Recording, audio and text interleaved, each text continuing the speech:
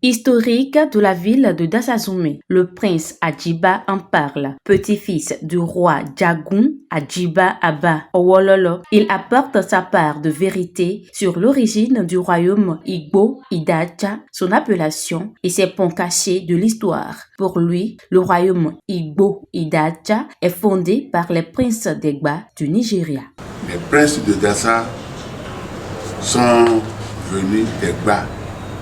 C'est à la suite d'un petit problème entre les princes d'Egba que le grand frère qui devait succéder à son père a été renvoyé, truqué, c'est un truc truqué d'abord, et puis il s'est énervé et il a dit bon que au lieu de rester sous son petit frère, qu'il préfère partir fonder son propre royaume ailleurs.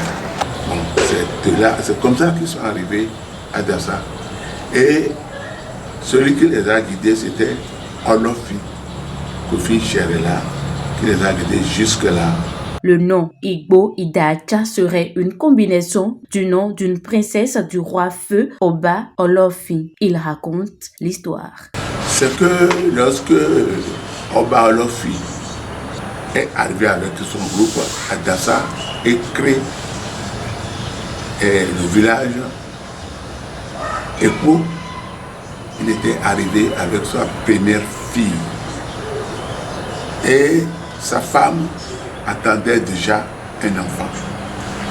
Dès leur installation, la femme a mis au monde une seconde fille, mais cette fille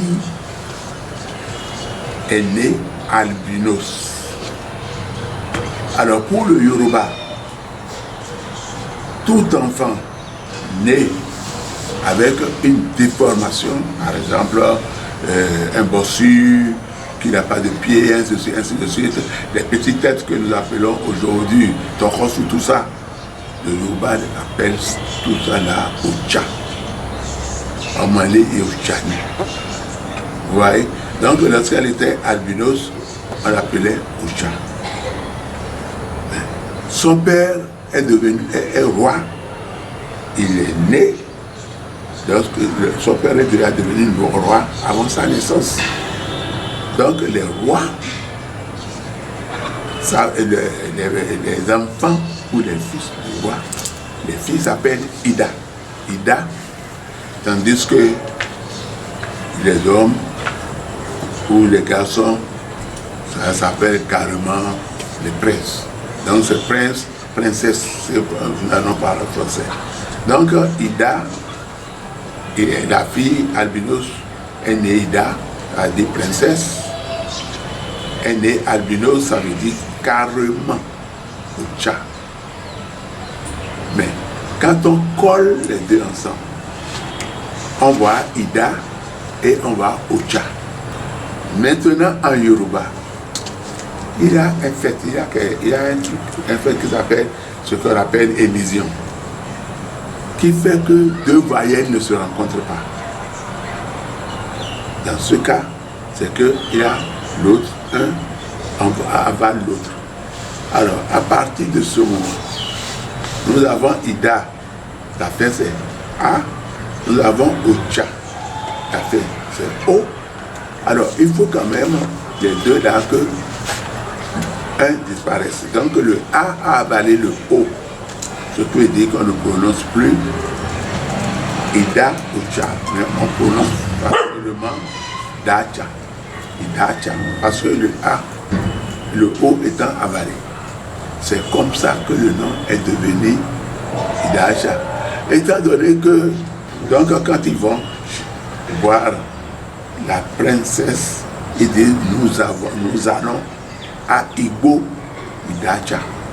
Et c'est comme ça qu'est né Igbo Idacha. Et petit à petit, ce nom s'élargissant donne le nom au royaume. Pour ce prince de l'un des rois de la commune, le nom d'Asazumé fut donné à la ville au cours de la cachette du roi Béoncé dans les collines. Lorsque les fonds qui posaient les rails sont arrivés à Dassa. Et que lorsque le roi Bianzé, que les colons, si vous voulez, les Français, pourchassaient, le roi Bianzé s'est caché à Ifeïta. Donc, pour appeler Igbo Idacha, c'est un peu difficile pour eux. Lui, il dit Dassa Zoumé. C'est comme ça que Dassa Zoumé est né. Ce n'est pas le nom, notre nom. Nous sommes des Yoruba et nous devons dire Dassa Zoumé. Aujourd'hui, je constate même quelque chose qui m'étonne, c'est que les gens disent, ils écrivent Idacha, ils mettent 2 voyelles ensemble, alors que 2 voyelles en Yoruba ensemble, c'est un fait qui n'est pas permis et que un doit avaler l'autre.